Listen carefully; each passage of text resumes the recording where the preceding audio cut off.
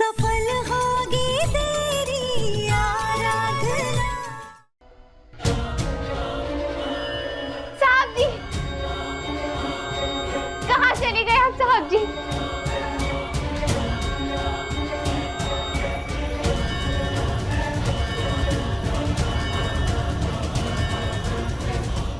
साहब जी,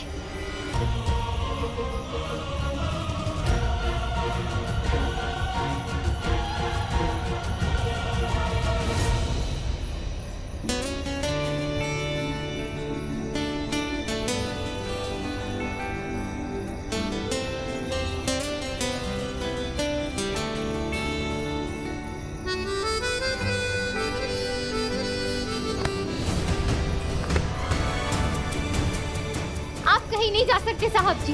मैं आपको मुझसे दूर नहीं जाने दूंगी। इस बार हमें कोई अलग नहीं कर सकता।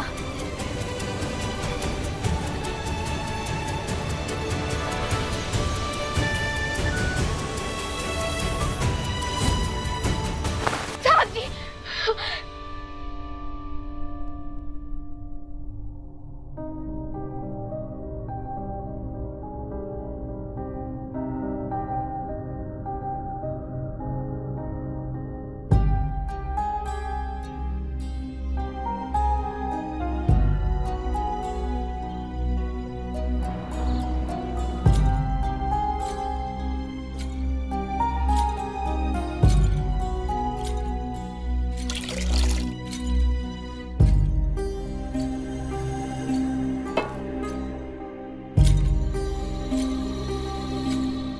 आराधना,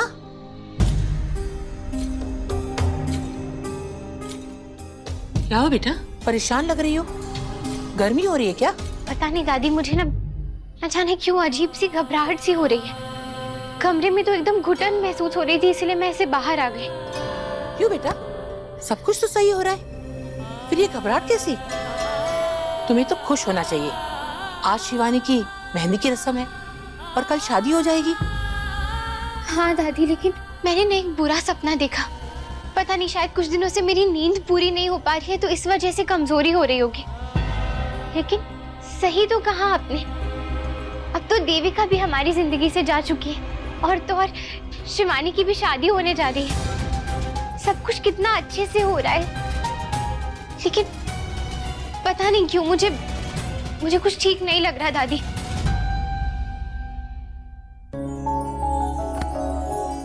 यहाँ बैठ। आराधना, कभी कभी बुरा वक्त खुशी की धूप में अपनी परछाई छोड़ जाता है। खुशी को पाने से पहले ही उसे खोने का डर मन में घर कर लेता है। जबकि सब कुछ ठीक है, उसके बाद भी तुम्हें जो ये डर लग रहा है ना, इसी की घबराहट है ये। हाँ दादी, सही कह रही हैं आप। इतनी मुश्किलों के बाद जब आखिरकार मेरी जिंदगी में खुशियां आ रही हैं, तो शायद इन्हीं खुशियों को खोने के डर से मुझे ये अजीब सी घबराहट हो रही है।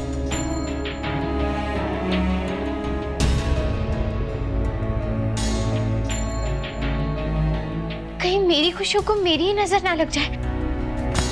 नहीं आराधना, ऐसा कुछ नहीं होगा। तुम बेवजह ही डर रही हो। अच्छा सोचोगी ना तो सब अच्छा ही होगा, कुछ बुरा हो ही नहीं सकता। चलो जल्दी से तैयार हो जाओ, कुछ ही देर में शिवानी की मेहंदी है। हाँ?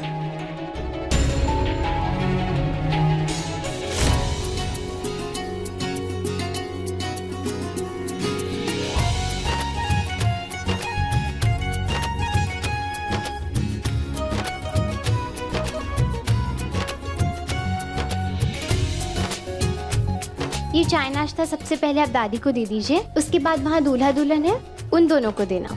फिर बाकी सारे मेहमान भी आए हुए हैं यहाँ पर, उन्हें भी दे दीजिएगा। Okay madam. आइए।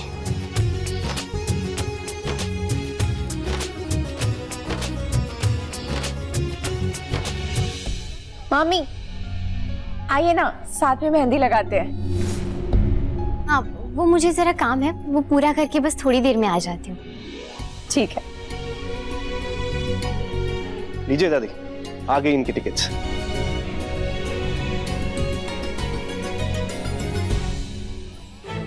ये लो।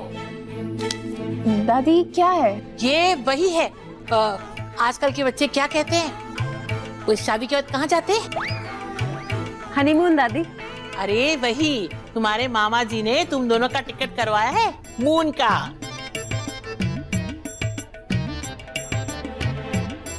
वैसे माधव कहाँ का टिकट करवाया है? दादी पहले तो ये लंदन जाएंगे, उसके बाद स्कॉटलैंड। हाँ, यही लंदन फंदन। जैसे हमारे देश में तो कोई अच्छी जगह है ही नहीं घूमने के लिए।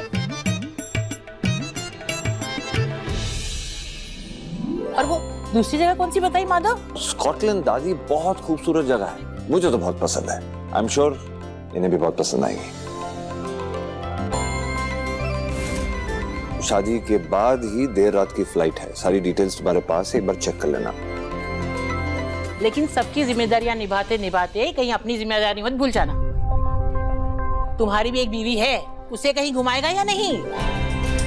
और तुम दोनों का तो शादी के बाद हुआ ही नहीं, ये क्या कहते हैं, मून फून जो भी कहते हैं। मैंने आराधना से इस बारे में बात की थी। हमने ये फैसला किया है कि सबसे पहले हम जो हमारी रिस्पॉन्सिबिलिटी, हमारा फर्ज है, उसे पूरा करें। शिवानी की शादी हो जाए, उसकी विदाई हो जाए, उसके बाद मैं और आराधना हमारी जिंदगी की एक नई शुरुआत करेंगे। जिन हालातों में पिछली बार हमारी शादी हुई थी और उसके बाद जो कुछ भी हुआ वो तो हम सब जानते ही। इसलिए मैं चाहता हूं कि इस बार हमारी शादी दोबारा हो और पूरे रीति रिवाजों के साथ हो, और हम पूरी शिद्दत से, पूरे दिल से एक दूसरे को अपनाएं और हमारी जिंदगी की फिर से शुरुआत करें। तुमने तो आज हमारा मन खुश कर दिया माधव। अब भगवान को साक्षी मानकर अपने रिश्ते को आगे बढ़ाओ, ताकि तुम दोनों के बीच में कोई दूरी ना आए और ये शादी 7 जन्मों तक चलती रहे। वैसे कब हो रही है दूसरी शादी? वैसे डिम्पल, मैं तो चाहता था कि ये शादी धूमधाम से हो और पूरा बरेली देखे, लेकिन आराधना ऐसा नहीं चाहती। एक सिंपल शादी चाहती है जिसमें सिर्फ क्लोज फैमिली मेंबर्स हो। तो फिर जगह हम बताते हैं। कुल देवी के मंदिर से अच्छी तो कोई जगह हो ही नहीं सकती तुम दोनों की शादी के लिए। पिछली बार भी तुमने हमारी बात को अनसुना किया था, माँ का आशीर्वाद नहीं लिया, फिर तो सबने देखा ही क्या हुआ। तुम कल ही कुल देवता के मंदिर में जाओगे और पूजा करोगे। ये दिखावे की पूजा और ढोंग के लिए मैं रस्में नहीं निभा सकता, इसलिए आज मैंने फैसला कर लिया है कि मैं तुम्हें तलाक दूंगा। हाँ दादी, मुझे और साहब जी को मंदिर जाना चाहिए था। तो बस तय हो गया, फिर कुल देवी के मंदिर में ही होगी तुम दोनों की शादी। और हनीमून कहाँ होगा भैया? हाँ हाँ, बताओ बताओ। कुल देवी के मंदिर जा रहे हैं हम शादी करने, और उस मंदिर के पास रानीगंज एक हिल स्टेशन भी है, हमारा फार्म हाउस भी तो है, तो कुछ दिन हम वहीं बिताएंगे। कुछ दिन? लेकिन विनायक को अकेले छोड़कर नहीं जा सकते। इतने दिनों तक वो हमसे ऐसे दूर नहीं रह पाएगा, और मेरे बिना तो बिल्कुल नहीं रह पाएगा विनायक। मोहन, विनायक को यहाँ लाना जरा।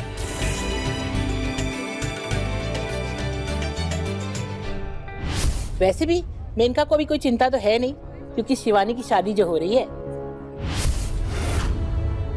इसीलिए इसकी बुआ ही संभालेगी अब विनायक को। ये लो, ये अब तुम्हारी जिम्मेदारी है।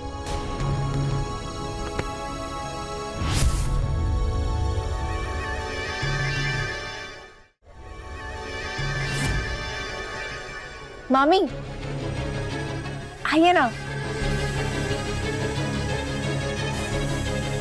हाँ जी बताइए, आपके हाथ पे किसका नाम लिखूं? साहब जी।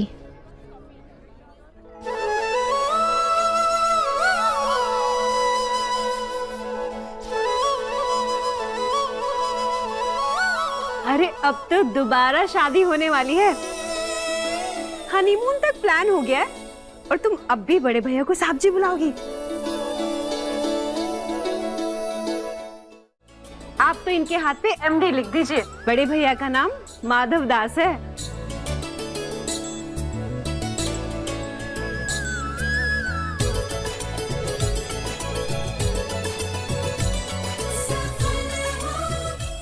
मेरी बेटी की जिंदगी खराब करके यहाँ ये खुशियां मना रही है।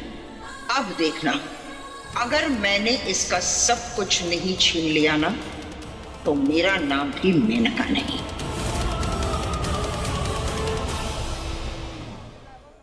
देखिए सफल होगी तेरी आराधना के लेटेस्ट एपिसोड्स कभी भी कहीं भी। अभी सब्सक्राइब करें दंगल प्ले ऐप। अपने पसंदीदा शो के फुल एपिसोड देखने के लिए अभी डाउनलोड करें दंगल प्ले ऐप।